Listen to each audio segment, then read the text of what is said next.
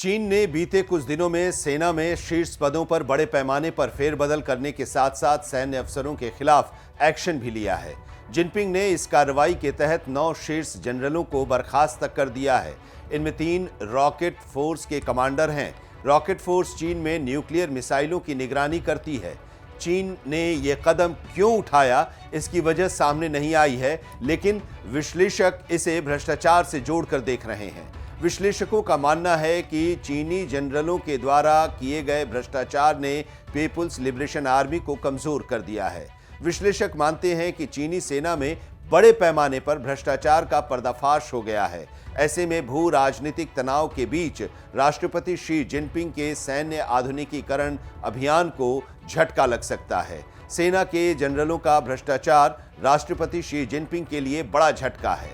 Jinping ने 2050 तक विश्व स्तरीय सेना बनाने के लिए हथियार खरीदने और विकसित करने में अरबों डॉलर खर्च किए हैं। बीते कुछ सालों से बीजिंग का भारी भरकम रक्षा बजट इसकी अर्थव्यवस्था की तुलना में काफी तेज गति से बढ़ा है। हालांकि जनरलों और सैन्य उपकरण आपूर्तिकर्ताओं की वजह से सेना कुछ हद तक कमजोर हुई है।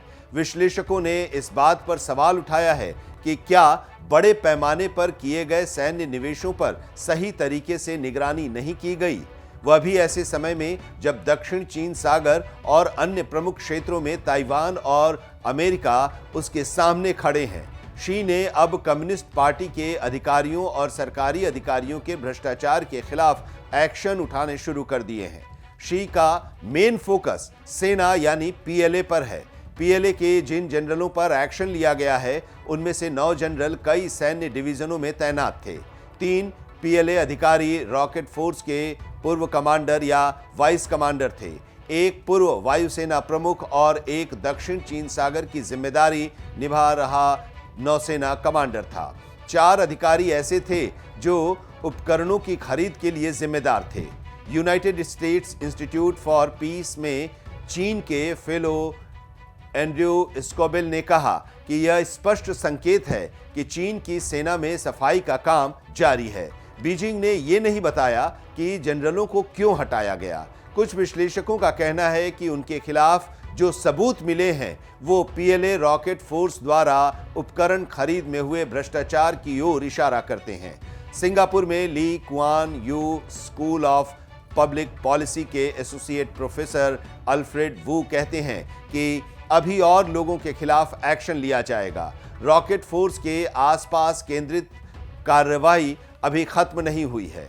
रॉकेट फोर्स के प्रमुख और पूर्व रक्षा मंत्री वेई फेगे भी लापता हैं। उनके ठिकाने के बारे में पूछे जाने पर रक्षा मंत्रालय के एक प्रवक्ता ने अगस्त में कहा था कि सेना भ्रष्टाचार को बिल्कुल बर्दाश्त नहीं करती है। उनके उत्तराधिकारी ली शांगफू को कई महीनों तक गायब रहने के बाद अक्टूबर में बिना किसी स्पष्टीकरण के अचानक रक्षा मंत्री के पद से हटा दिया गया था। वो पहले उपकरण विभाग के प्रमुख थे। उनका तत्कालीन डिप्टी में से एक को संसद से हटा दिया गया था। उसी दिन दक्षिण चीन सागर पृष्ठभूमि वाले पूर्व चीनी नौसेना प्रमुख डोंग जून को रक्षा मंत्री के रूप में ली के स्थान पर नामित किया गया था। विश्लेषकों का कहना है कि यह सर्वविदित है कि चीनी सेना लंबे समय से भ्रष्टाचार के लिए जानी जाती है। हालिया कार्रवाई और पीएलए के रॉकेट फोर्स की भागीदारी चौंकाने वाली है। विश्लेषकों का कहना है कि जब तक जिनपिंग अपने घर को व्यवस्थित करने में कामयाब नहीं हो जाते, तब तक वरिष्ठ सैन्य अधिकारियों के निष्कासन से रॉकेट फोर्स अस्थायी रूप से कमजोर हो सकती है। वॉशिंगटन डीसी स्थित थिंक टैंक स्टिमसन सेंटर में चीन कार्यक्रम के निदेशक यू सन ने कहा कि चीन अपनी राष्ट्रीय सुरक्षा के अहम पिलर और ताइवान पर अंतिम उपाय के रूप में किसी पर भरोसा करता है तो वो रणनीतिक परमाणु फोर्स है।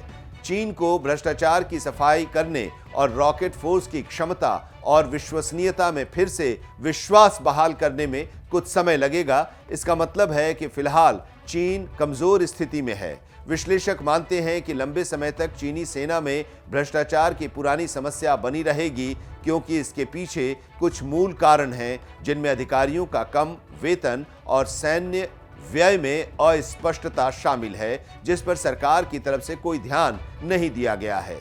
Shanghai university of political science के प्रोफेसर चेन डाओ यिन कहते हैं कि सैन्य अफसरों पर की गई कई मौजूदा कार्रवाई के बाद जिनपिंग अगले 5 से 10 वर्षों में अन्य सेनाओं के साथ गंभीर टकराव का जोखिम नहीं उठा सकते हैं।